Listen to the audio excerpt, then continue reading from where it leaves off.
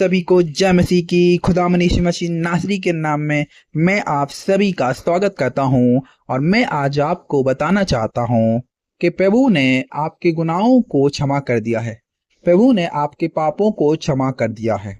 अब आप एक धर्मी व्यक्ति हो। अब आपको कोई भी गलत कार्य नहीं करना है। अब आपको प्रभु के खिलाफ उल्लंघन नहीं करना है। अब आपको प्रभु के नियमों पर चलना है। जो विधियां और नियम प्रभु ने दिए हैं कि अपने पड़ोसी से और अपने परमेश्वर से सारे मन से प्रेम रख। अब आपको इन आज्ञाओं पर चलना है। आपको कोई गलत कार्य नहीं करना है।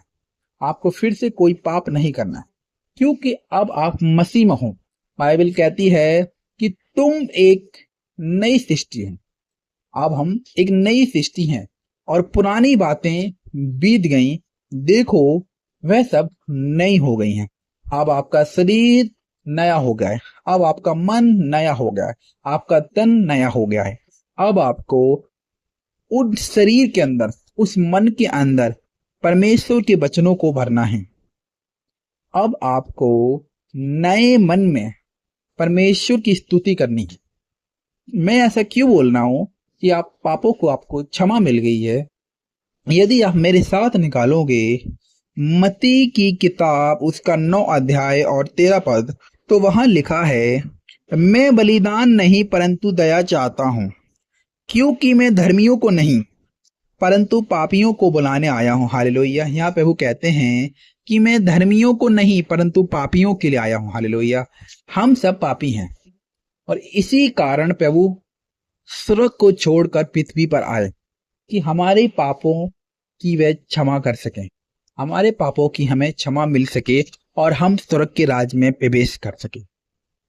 यदि हमारे पाप क्षमा नहीं होते, यदि प्रभु पृथ्वी पर ना आते, तो हम पापी ही ठहरते और हम प्रभु के राज में प्रवेश नहीं कर सकते थे।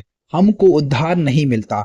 हम जैसे थे वैसे ही रहते, हम में कोई चेंजेस नहीं आते। लेकिन प्रभु दयालु परमेश्वर है। वह बलिदान नहीं चाहता परंतु दया चाहता है। इसी कारण प्रभु यीशु मसीह स्वर्ग को छोड़कर हमारे लिए आए, ताकि वह हमारे गुनाहों को माफ कर सकें और हमें स्वर्ग के राज में प्रवेश करा सकें। तो आपको अब गिल्ट भावना में नहीं जीना है। प्रभु ने आपके अपराधों को क्षमा कर दिया, तो आपको भी अब अपने अपराधों को भूलना है। आपको किसी भी अपनी पुरानी बातों को याद नहीं करना है। जब प्रभु ने क्षमा कर दिया, जिसने इस पृथ्वी को बनाया, जिस प्रभु ने आपको बनाया, आपके बनाने वाले ने आपको क्षमा कर दिया, तो आपको फिर कौन दोषी ठहर सकता है। बाइबल कहती है कि जिसको परमेश्वर ने आशीषित किया है उसको कोई व्यक्ति श्रापित नहीं कर सकता। ना कोई व्यक्ति, ना कोई इंसान, ना कुछ भी, कोई भी हो, वो आपको श्रापित नहीं कर सकता। बाइबल कहती है कि जो दरवाजा परमेश्वर खोलता है उसको कोई बंद नहीं कर सकता। ऐसे ही यदि परमेश्वर ने आपको धर्मी ठहरा दिया है, तो आपको कोई भी अधर्मी नहीं ठहरा सकता। तो आपको अब उस ग्लानि भावना में नहीं जीना है कि मैं पापी हूं, मैंने गलत काम किया था, मैंने उसे मारा था, पीटा था, गाली दी थी। नहीं, आप अब एक नई सृष्टि हो। अब आपका जीवन नया है। आपको अपने नए जीवन में प्रभु की नाम की महिमा करनी है और अपने शरीर को प्रभु के राज्य के लिए इस्तेमाल करना है। जब प्रभु ने आपको क्षमा किया, तो आपको अब खुद को भी अपने आप को क्षमा करना है। आपको उस ग्लानि भावना में नहीं जीना है, क्योंकि हम में से बहुत से भाई बहन हैं जो अपने पापों को याद करते रहते हैं। वे दिन रात उन्हें ही मनन करते हैं कि मैंने ऐसा किया था, क्या प्रभु मुझे क्षमा करेगा।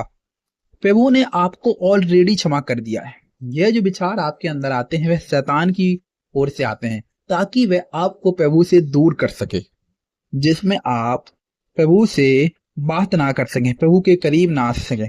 इसलिए शैतान ऐसे विचारों को डालता है कि प्रभु ने तुझे क्षमा नहीं किया है, तू तो पापी है, तू अधर्मी है, प्रभु तुझे क्षमा नहीं करेगा, ताकि आप प्रार्थना करना बंद कर दो, आप प्रभु से दूर भाग जाए। लेकिन प्रभु ऐसा नहीं करता। प्रभु हमारा क्षमा करने वाला परमेश्वर है, दयालु परमेश्वर। उस प्रभु ने हमारे लिए जान दे दी है। प्रभु ने हमारे लिए कीमत चुकाई है, ताकि हम उसके राज्य में प्रवेश कर सके। सो आशा करता हूँ कि आप समझ गए होंगे कि प्रभु ने आपके गुनाहों को क्षमा कर दिया है। सभी को जय मसीह की आमीन।